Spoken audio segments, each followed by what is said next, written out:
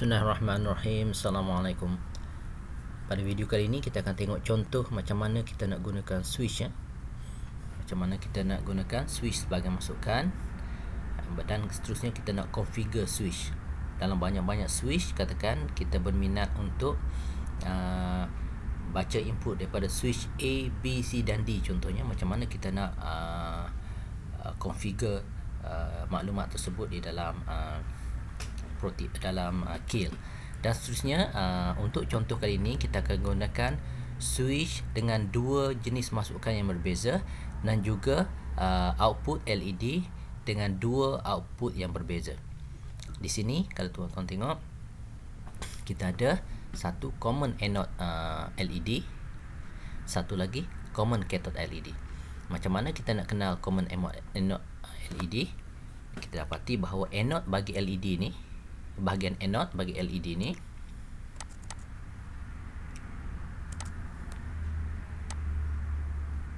kalau kita dapat zoom in, ini tuan-tuan dapat tengok anode dia akan dia akan sambung semua, dan common bagi VCC ya, sebab anode ni ialah positif, jadi kita sambung ke VCC.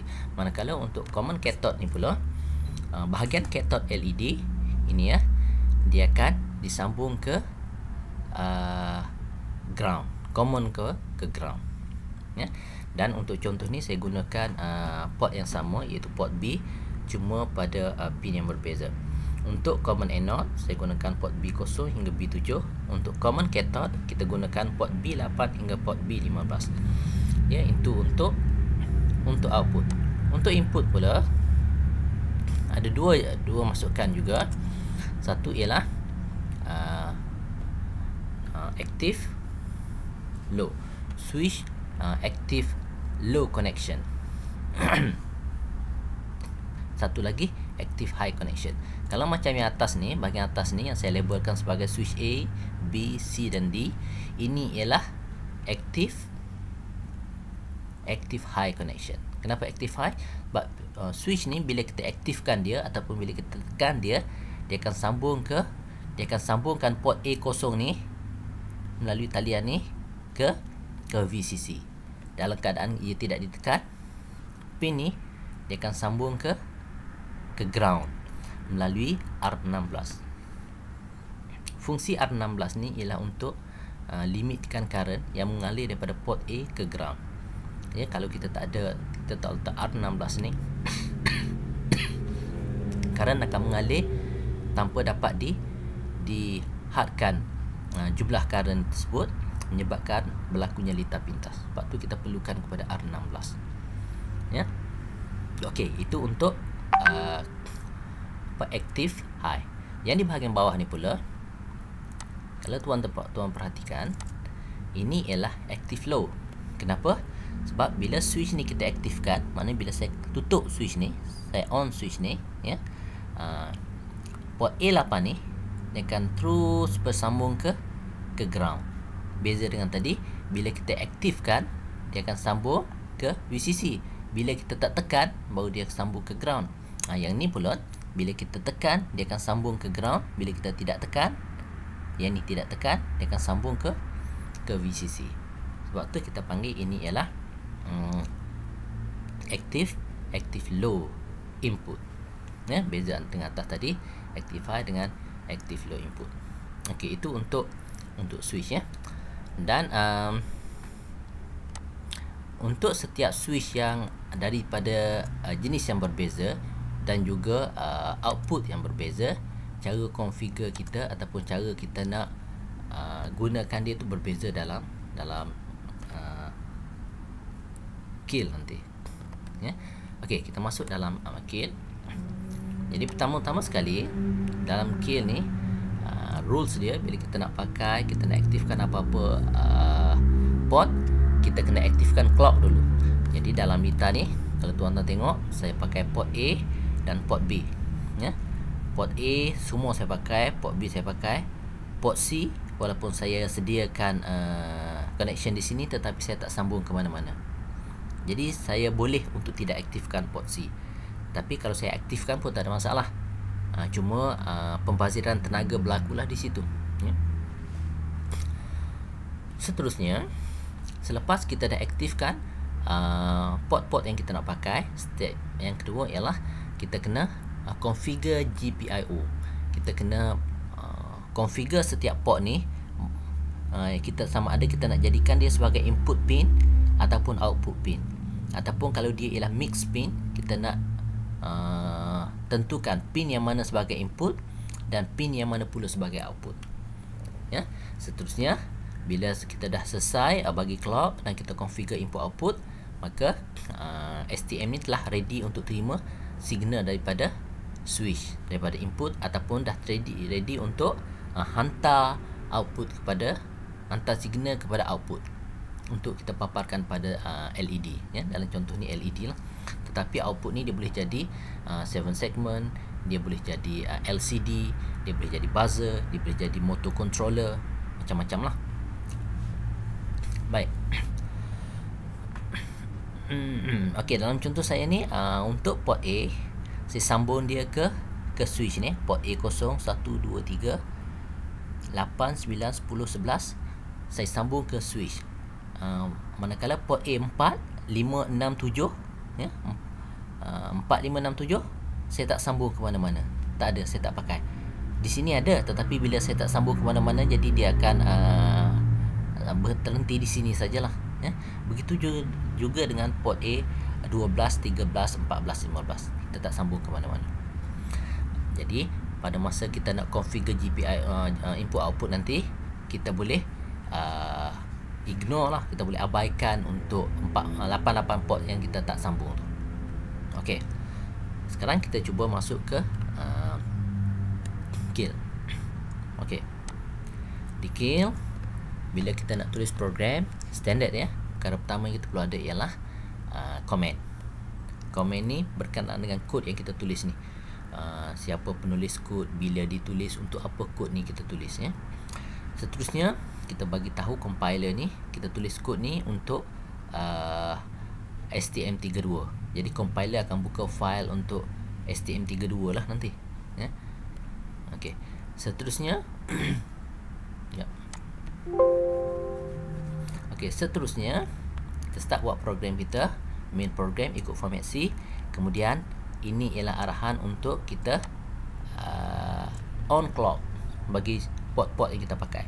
Jadi sekarang ni saya gunakan saya gunakan signal C. Kenapa C? Sebab port A dan B, ya, itu kita telah bincang pada video sebelumnya. Seterusnya GPIO-A, kita configure input output. Untuk port B, kalau tuan-tuan tengok, untuk pin 0 hingga pin 7, yang mana ia dikawal oleh CRL, saya gunakan semua sebagai output. Kita tengok di sini. Okey, B0 hingga B7 semua kita gunakan sebagai output, ya. Begitu juga dengan B8 hingga B15, yang mana ianya dikawal oleh CRH, ya, pun kita gunakan dia sebagai output juga di sini. Nampak kan?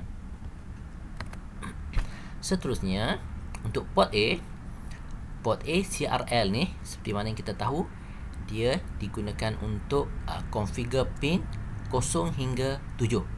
Jadi sekarang ni saya pakai pin 0, 1, 2, 3. 4 pin, iaitu 0, 1, 2, 3. Ini, ya, A0, 1, 2, 3. 4, 5, 6, 7 saya tak guna. Jadi saya tinggal lah, saya tak pakai. Seterusnya saya pakai lagi port 8, 9, 10, 11. 8, 9, 10, 11 ni ia dikawal melalui CRH register untuk port A, ya. Jadi ini 8, 9, 10, 11. Okey, seterusnya 12, 13, 14, 15 saya tak sambung. Jadi kita tinggalkan kosong lah. Okey. Kemudian 4 ni ialah untuk menandakan bahawa ini kita configure dia sebagai general purpose input, ya. Dari jenis apa? Itu tengok detail pada video yang sebelum ni. Begitu juga dengan 3 dengan. Baik. Seterusnya, okey, ini optional. Saya buat ni semata-mata untuk off LED, ya. ODR off LED. Baik. sekarang ni kita telah mula masuk kepada program kita. Jadi untuk kita nak program switch ni, pertama sekali kita kena tahu cara macam mana untuk kita baca switch. Jadi seperti mana perbincangan kita sebelum ni, untuk input, kalau kita nak baca input daripada luar micro P, setiap port ni ya, yang kita sambung kepada input ni, dia akan dihubungkan dengan IDR register di dalam ni, input data register. Maknanya semua input yang disambung di sini, nilai logik dia tu akan dipegang oleh input data register. Jadi programmer, as a programmer, kita kena baca data daripada IDR register tu. Ya. Okey. Jadi di sini pertama sekali line ni kita tujuan kita untuk baca data daripada IDR register. Okey. Bila kita nak baca data daripada IDR register tu, data tersebut kita nak baca, kita nak simpan di mana? Itu persoalan dia. Jadi cara dia ialah kita kena declare satu variable. Dalam kes ni saya declare sebagai PB untuk mewakili push button. Okey. Jadi PB ni dia ada jenis integer lah. Okey. Jadi apa nilai yang saya nak bagi PB ni? PB ni ialah nilai dia ialah GPIOA IDR, yang mana GPIOA IDR ini ialah mewakili nilai switch yang ditekan ni. Kalau dalam keadaan sekarang switch tidak ditekan, logik pada port A0 ni ialah logik tidak ditekan, kita buka, dia pergi ke sini, pergi ke ground, maknanya logik kosong. Port A0 logik kosong, 1 2 3 pun kosong. Kemudian macam mana pula dengan port-port lain? Port A4, port A5 kan? Walaupun kita tidak disambung, tetapi rules dia ialah kita kena tapis keluar atau kita kena filter out semua port-port lain tu. Kita hanya kena fokus kepada port switch yang kita nak pakai saja. Okey, dalam kes ni saya nak pakai switch A, B, C, D, kemudian switch 1 switch 1, switch 2, switch 3, switch 4. Jadi port A0, A1, A2, A3 saya nak pakai, 8, 9, 10, 11 saya nak pakai. Ya. Jadi cara macam mana kita nak filter out ataupun kita nak tapis keluar ni, ini saya gunakan Excel ya. Seperti mana pada video sebelum ni saya dah latih belajar untuk gunakan Excel. Pertama sekali, ini yang saya bincang tadi, step awal ialah kita set clock bergantung kepada port. Step berikutnya ialah kita configure GPIO bergantung kepada pin mana dan nature dia kita nak buat dia sebagai apa, input atau output. Okey, L untuk 0 hingga 7, manakala CRH untuk 8 hingga 15. Seterusnya port kita. Dalam kes ni input kita sambung pada port A ya. Kita tengok di sini, input kita sambung pada port A. Port A apa yang kita pakai? A0, A3, A8, A11. Jadi kita tandakan dulu A3, 8, 11. Jadi port A ni tuan-tuan, kalau tuan-tuan tengok, sekarang ni switch A, B, C dan D kita sambung pada A0, 1, 2, 3. Manakala 1 switch 2, switch 3, switch 4 disambung pada pin 8, 9, 10, 11. Jadi kita tanda pin yang kita pakai. Sebab pin-pin lain ni boleh jadi dalam masa-masa lain dia digunakan untuk disambung kepada switch yang lain. Ya, switch yang lain yang mana kita tidak gunakan ataupun kita tidak utilize dalam konteks sekarang ni. Jadi sebab itulah nilai-nilai yang switch lain ni yang kita tak tahu keadaan logik dia, ya, kita kena filter out. Jadi cara dia kita gunakan logic AND. Sebab logic AND ni bila dua-dua satu, dia akan menghasilkan satu. Kalau salah satu kosong, dia akan jadikan kosong. Jadi bila kita AND, kita AND kan nilai daripada IDR register ni, yang mana nilai IDR register ni mewakili nilai switch yang ditekan, ya, yang akan ditekan ataupun dibuka nanti. Jadi kita AND kan dengan nilai apa? Nilai switch yang kita nak guna. Jadi kan ni switch A, B, C, ini nilai dia 111. Kemudian untuk 1, 2, 3 di sini nilai dia. Jadi 1111 yang tak pakai tu kita mark sebagai 0000. Kemudian 111 balik, 000 balik untuk pin-pin yang kita tidak berminat untuk tengok buat masa ni. Boleh jadi dia disambung ke switch lain, ataupun boleh jadi dia tidak digunakan. Itu tak kisahlah, tapi kita kena filter out dia. Jadi 0000 111 000 1111 kita tukar dia ke dalam hexa, kita akan dapat 0F. Jadi nilai pada switch tadi bila kita AND kan dengan 0F dia akan keluar macam ni lah bentuk dia nanti kan. Okey. Jadi step pertama kita ialah kita mark switch yang kita nak pakai, iaitu dengan kita AND kan nilai-nilai dia tu. Jadi bila kita AND kan macam ni, kita akan dapati bahawa nilai logik bagi bit-bit ni dia boleh berubah. Dan sekarang ni output dia akan jadi 111. Tetapi dalam keadaan lain dia boleh jadi 0101 ataupun 1001 ataupun semua kosong ataupun semua satu ataupun macam-macam possibility lah. Tetapi yang nyatanya ialah bit-bit yang lain ni semua akan jadi kosong. Kenapa? Sebab kita AND kan dengan kosong tadi. Okey, kita ambil satu contoh. Ini untuk step ketiga. Apabila switch 1 ditekan. Jadi pelajar tengok di sini, mana switch 1 di sini? Ini Ini yang mewakili switch 1. Jadi kita kena tengok nature switch ni macam mana. Kita balik kepada lita kita. Switch 1, mana switch 1? Ini. Switch 1 apabila ia ditekan, dia akan menghasilkan logik berapa sini? Tengok balik. Switch 1 pada port 8 bila ditekan dia akan sambung ke ground. Maknanya dia akan jadi logik kosong. Bila ditekan dia akan jadi logik kosong. Bila tidak ditekan, cuba tengok yang ni, dia akan pergi ke VCC, dia akan jadi 1. Jadi dalam situasi ni kita nak tahu apabila switch 1 ditekan saja. Maka switch 1 ditekan, hanya switch 1 ditekan, port A8 ni dia akan jadi logik kosong. Sebab seperti mana kita bincang tadi, yang lain dia akan jadi logik 1. Apa makna 1 ni? Maknanya switch lain tidak ditekan. Kenapa tidak ditekan 1? Seperti kita bincang tadi bila kita tidak tekan, ini buka, switch 4 dibuka, kita nampak arus akan mengalir daripada VCC melalui resistor masuk ke port 11. Maknanya port A11 ni akan menerima arus daripada VCC dan seterusnya resistor. Jadi dia akan dapat logik 1.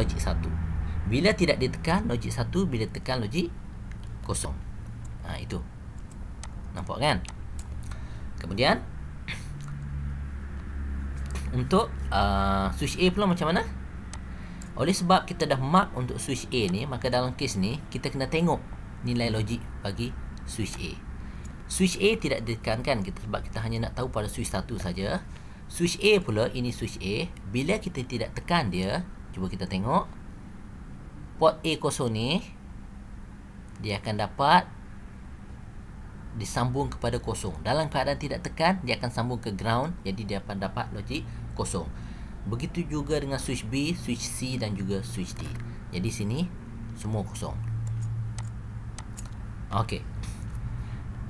Nilai ni ialah nilai yang kita dapat setelah switch A ditekan, switch 1 ditekan. Maka nilai yang kita akan dapat ialah 0 I 0 0.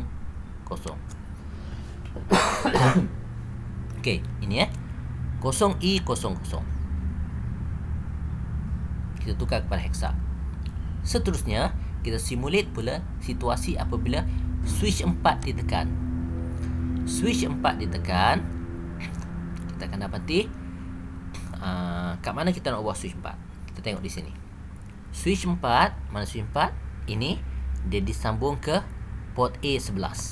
Jadi 11 ini, port A11 ni maknanya di sini.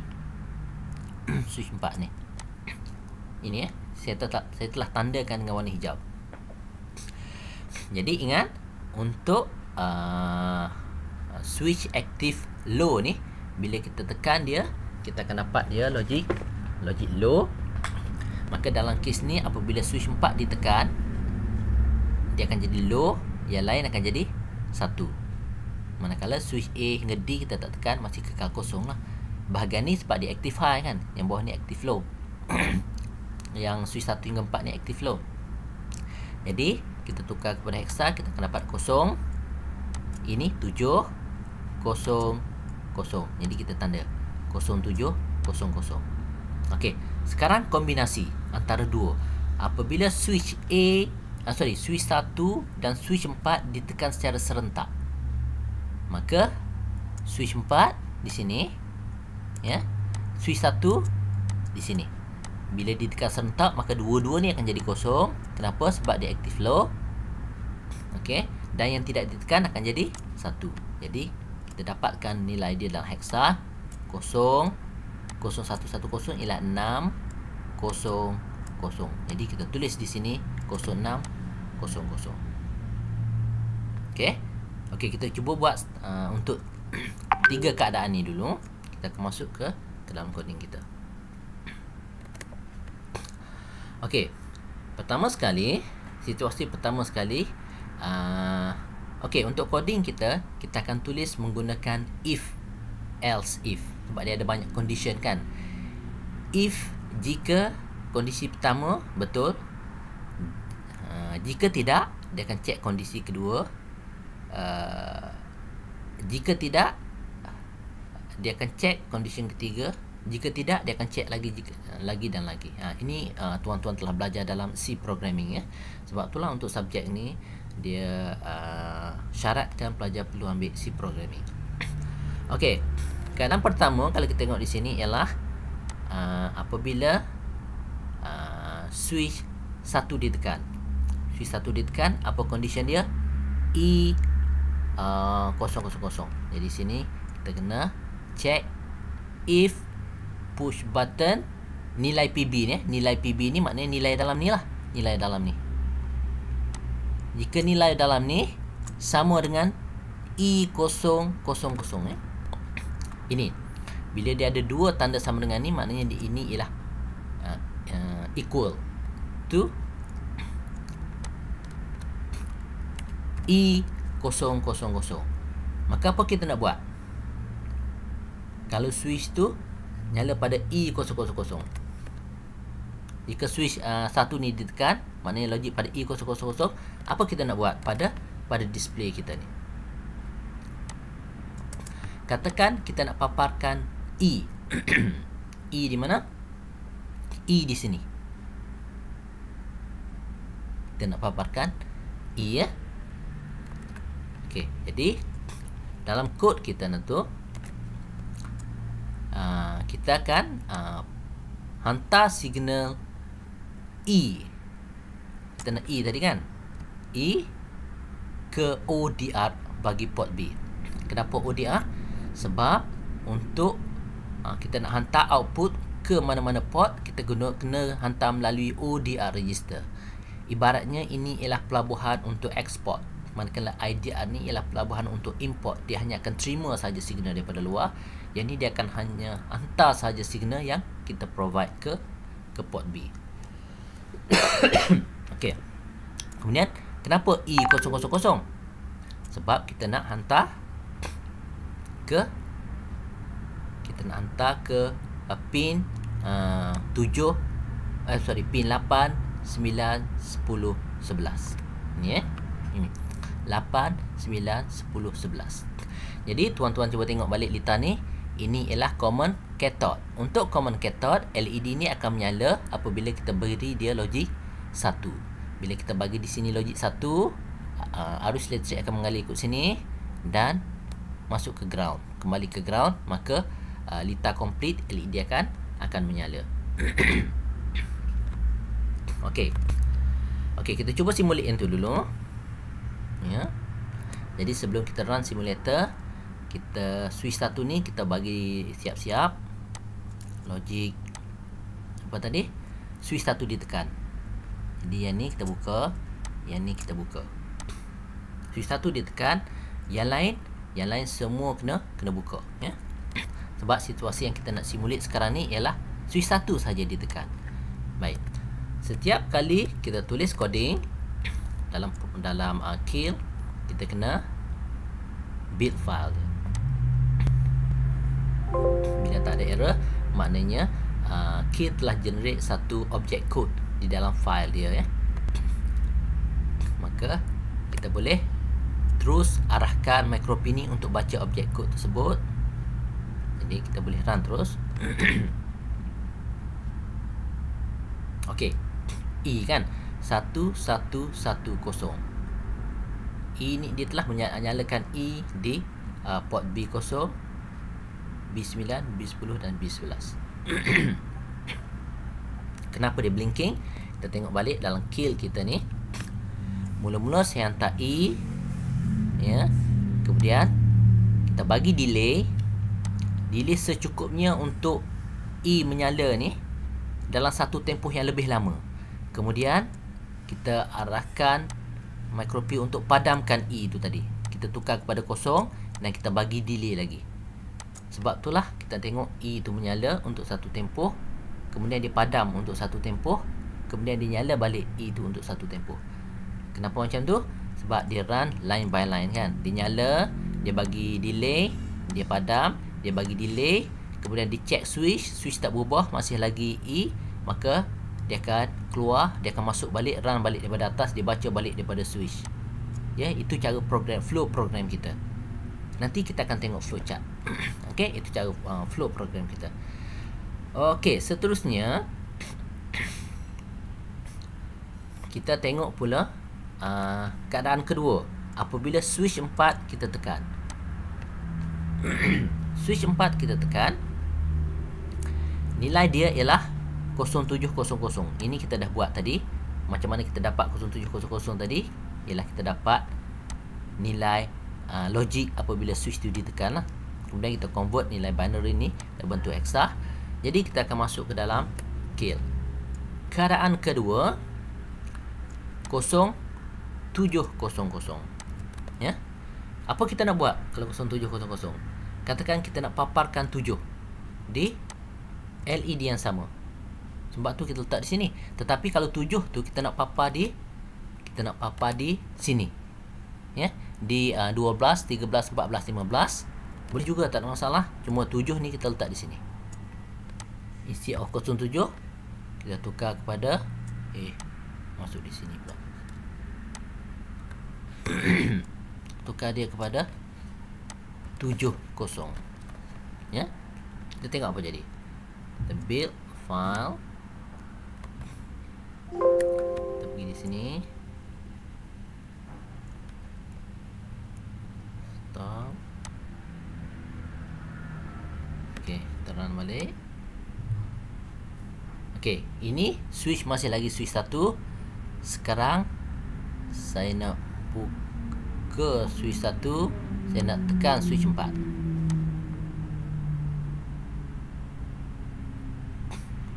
Switch 4, kenapa dia menyala?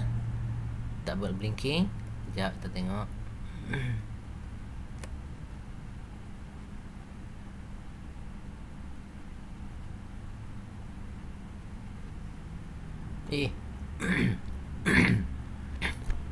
Silap. Kita tukar. Sini ialah condition switch 07. Kita ambil data dari sini 07. Kita letak di sini. Display tu di sini 70. Okey. Jadi yang kita nak display, kita kena hantar ke ODR. Condition switch yang kita buat tadi, kita hantar di PB tadi. Ini 07 balik kita bit balik file. Kemudian kita reload balik program.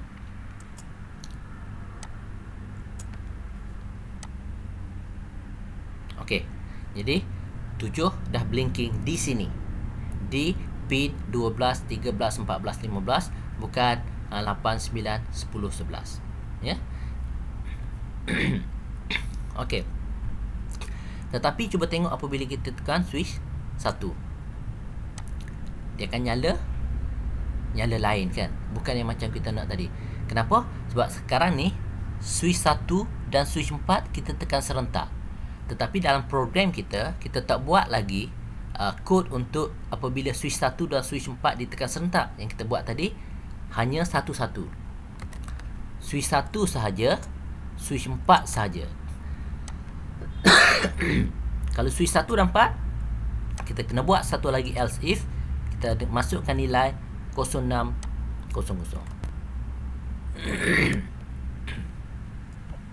Pergi satu lagi if else. Kita masuk satu lagi nilai 0600. Apa kita nak nyalakan apabila dua-dua tu kita tekan? Kita nak paparkan nilai 6. Bila saya letak 6 di sini, maka dia akan paparkan di pin berapa ni? Pin 8, 9, 10, 11. Ya. Okey. Kita file.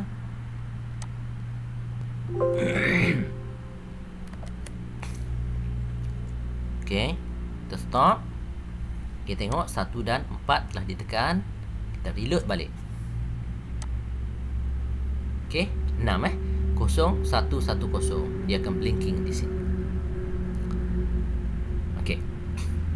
Seterusnya kita tambah satu lagi condition switch. Apa kita nak buat? Kita cuba switch A pula. Dalam kes ni switch A sahaja.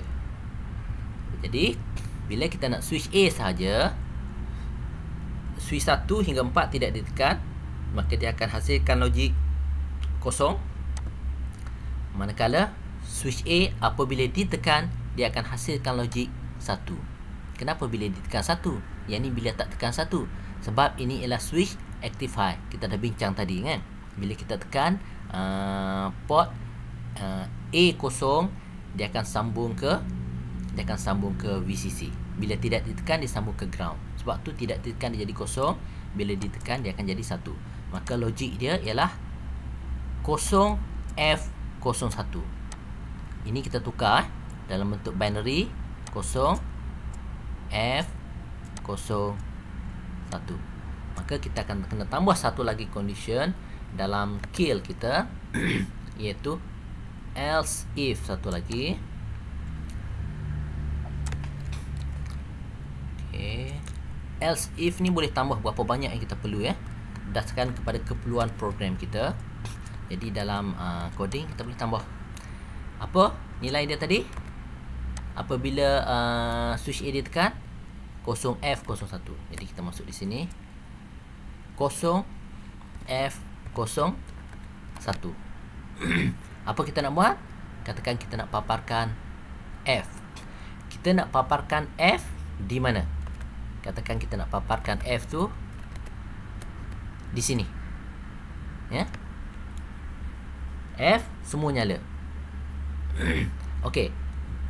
Untuk yang ni kita kena tengok kalau kita nak nyalakan LED yang ni di R0 ni, kita kena bagi logik berapa? 1 ke 0?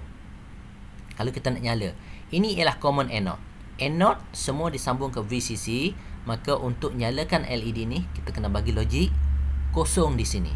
Ini ya, tuan-tuan tengok sekarang ni LED menyala, di sini jadi biru. Tetapi yang ni bila biru dia padam. Biru tu maknanya logik 0 Okey. Jadi untuk kita nyalakan F, kita kena hantar logik 0. Untuk padam kita kena hantar logik 1. Jadi balik ke program kita. Yang ni kita nak padam, di sini kita nak nyala. Jadi kita kena bagi F. Kejap kita kena bagi 0. Untuk padamkan dia nanti kita kena bagi F. Jadi yang ni kita nak padam. Oh tapi ini kita nyalakan, kita bagi delay, kemudian kita padam. Padam kita F, kemudian kita bagi delay. Ya. Okey. Kita build file dan kita simulate.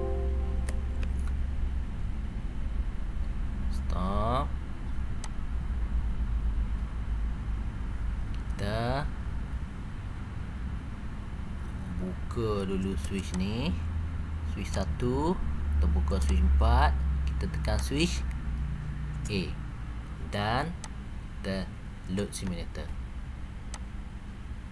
Okay, F dah blinking. Nampak ya? 1 1 1 1 blinking. Okey, jadi harapnya tuan-tuan dah faham macam mana kita nak sambung switch, macam mana kita nak configure switch, dan macam mana kita nak pilih nilai logik untuk setiap kita hendak. Jadi kalau kita perlukan kombinasi lain lagi, kita perlukan else if lagi, kita kena tambah lagi apa kemungkinan yang akan berlaku. Kemudian yang last sekali else. Jika tak ada, katakan kita dah gariskan tadi berapa kemungkinan? 4 kemungkinan. Ya. Kemungkinan pertama di sini ialah yang saya buat, switch 1 ditekan. Ini ya. Kemudian switch 4 ditekan. Kemungkinan ketiga, switch 1 dan 4 ditekan. Kemungkinan keempat, switch A ditekan. Okey. Hanya 4 tu saja.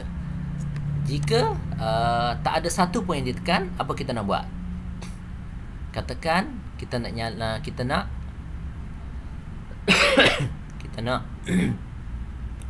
padamkan semua LED. Kan? Kalau kita nak padam semua LED, kita kena hantar nilai. Macam mana nak jadikan LED ni padam? Untuk yang ni, kita nak padamkan dia. Untuk common cathode ni, kita kena bagi logik 0. Untuk common anode ni, kita kena bagi logik 1 untuk kita padamkan dia, kan? Jadi, cara dia sini, bahagian atas ni kita bagi logik 0, sebab ini ialah common cathode.